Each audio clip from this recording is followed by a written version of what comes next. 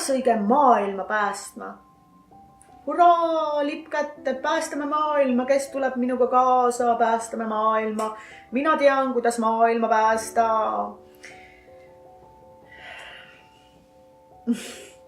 Mis te arvate, kas maailm tegelikult vajab päästmist? Maailm oli enne meid olemas, enne inimrasse ja maailm on olemas ka peale meid, peale inimrasse. Aga mis siis nagu toimub, kas nagu inimhinged siis vajavad päästmist? Inimhinged, hinged kui sellised, tulevad siia maa peale kehastuma, et saada kehas olemise kogemus. Ja isegi siis, kui homme peaks toimuma uus pauk, siis meie hinged sünnivad tagasi oma hingesugulaste juurde, valgusesse. Me tuleme valgusest ja me sünnime tagasi valgusesse. Me oleme valgusolendid. Aga mis selle inimrassidega siis nagu on? Hetkeseisuga on lihtsalt uue rassi, uue inimrassi sünd meie teadvuse seisundites võimalik esile kutsuda. Üldjuhul on inimene oma teadvuse seisundilt hetkel nagu vanema inimrassi programmis ja see programm on enesehävituslikul teekonnal. Vanem inimrass läheb enesehävituslikult hävimisele. Ja meil praegu nüüd siin ja kohe on võimalik endas oma teadvuses esile kutsuda uue teadvuse seisundi, uue inimrassi sünd sellesse samasse kehasse. Aga selle jaoks uus inimrass, uuema inimrassi teadvuse seisund on teises dimensioonis. Ta on palju hõredamas. Enesehävituslikul teekonnal vanem inimrass on ühes teadvuse seisundis ehk ühes dimensioonis. Uuem inimrassi moodul, mis on meie sisse tasakesi hakkamas sündimas, on teine teadvuse seisund ja teises dimensioonis. Aga meil on võimalik praegu nüüd ja kohe selles samas kehastuses hakata seda esile kutsuma ja neid samme muutunud teadvuse seisundiga hakata esile kutsuma. Seda uue rassi sündi iseendas. Mis on see vanem inimrass, mille programmi najal sinu teadvus praegu toimetab? Sellest saab aru niimoodi, et kui sa vaatled üle oma mõtted, kui enese ja ümbruse hävituslikul teekonnal on sinu mõtted ja sinu mõttemustrid. Kui enesehävituslikul teekonnal on sinu emotsioonid, mida sa selle kehaga läbi koged. Kui enesehävituslikul teekonnal on sinu tegevused nii enda kui maailma suhtes, millega sa tegeled ja mis tegevusi sa korda saadad. See ongi märk. See ongi märk eelmise inimrassi programmist. Aga kui seda mõista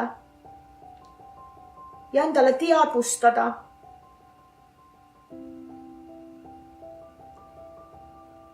siis tuleb hakata valima. Tuleb hakata valima järjest vähem ja vähem enesehävituslikke mõtteid.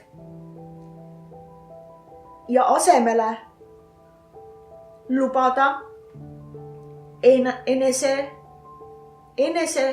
ja ümbrusega kooskõlas ja küllastunud mõtteid. Tuleb tasahilju hakata endast lahti laskma ja loobuma enesehävituslikke emotsioone. Mitte neid enam pikalt ja kaua läbi elades ja neid uuesti korrutades, vaid neid endale teadvustades, lahti lastes, andeks andes, välja astudes, lubada endale iga päev järjest rohkem küllastunud emotsioone. Järk-järgult hakata loobuma ja lahti laskma enesehävituslikke teguviise nii enda kui ümbruse suhtes ja hakata järk-järgult sisse tooma iseendale rohkem elus edasi kandvamaid, just nimelt sind elus edasi elu kandvamaid tegevusi ja tegevusvorme ja tegevusmustreid. Meid kasvatatakse ühtemoodi, meid õpetatakse ühtemoodi, lasteaiad on ühtemoodi, koolid on ühtemoodi, õppeprogrammid on ühtemoodi, meid hinnatakse teatud informatsiooni kordamise eest ühtemoodi. Kuid uuem inimrassi sündimine tasahilju meie sees, seal ei ole miskit enam ühtemoodi. Seal on väga sügav individualism sees. Et kui inimene on sündinud sügavalt loodusega kogemust saama, siis ta ei peagi käima ei lasteaias ega koolis. Ta võib minna rahulikult kohe metsa elama ja saada väga sügavat loodusega kogemuse kehastust. Kui inimene on sündinud maailma ja tal on väga sügav seos hoopis veega, merega, ookeaniga, siis tal ei ole vajadust üldse minna ei lasteaeda ega kooli. Ta võib minna kohe mere äärde, kohe ookeanile, kohe laeva peale, kohe sukelduma, kohe minna ookeani ja kohe saada ookeani maailmaga elukogemuse. Kui inimene on sündinud sellesse maailma hoopiski tervendajaks, siis tal ei ole vaja käia aastate pikkuselt arstiteaduskonnas. Ta võib alustada kohe sellist tervendust, mis parasjagu tema teadvuse seisund võimaldab tegema hakata. Ta võib seda teha juba lapsepõlves, noorukieas, täiskasvanuks saades, ainult edasi arenedes uudishimuga, väga sügava armastusega teiste inimeste aitamise suhtes sünnivad tõelised imed ka ilma arstiteaduskonnata. Tasahilju me saame väga tugevalt kontakti just nimelt sellega, mida igaüks meist tuli siia maailma tegema ja hakkab tasahilju ilma ennast teistega ja maailmaga võrdlemata sellest toimetama. Kui minu kehastus praegusel hetkel, sellel samal päeval, sellel minutil tundis, et mina tahan teile teha seda maailma päästmise videot, siis see oli praegu minu sügavaim kutsumus seda videot teha ja endas esile kutsuda. Keegi meist ei pea olema enam kellegi teise moodi. Et mina tahan olla väga tema moodi. Tema on ilus, tark ja rikas. Ma tahan olla väga tema moodi. Et me valime tihtipeale kellegi endale mentoriks või iidoliks, et ma tahaksin jõuda sinna ja olla tema moodi, nii nagu tema. Ilus, rikas, tark. Mina tahan ka olla ilus, rikas ja tark. Aga tema tuli ju maailma kogema, kuidas olla ilus, rikas ja tark. Kas sina tulid ka maailma kogema olla ilus, rikas ja tark? Või mida sina tulid kogema? Kui sa ei tulnud oma elus läbi kogema ilu, rikkust ja tarkust, siis sa üritad liputada sabaga, mida sul ei ole. Seega sa ei saa liputada sabaga, mida sul ei ole. Aga nüüd ma küsin sinu käest, mis on sinul? Mida sina tead? Mis on see sinu tarkus?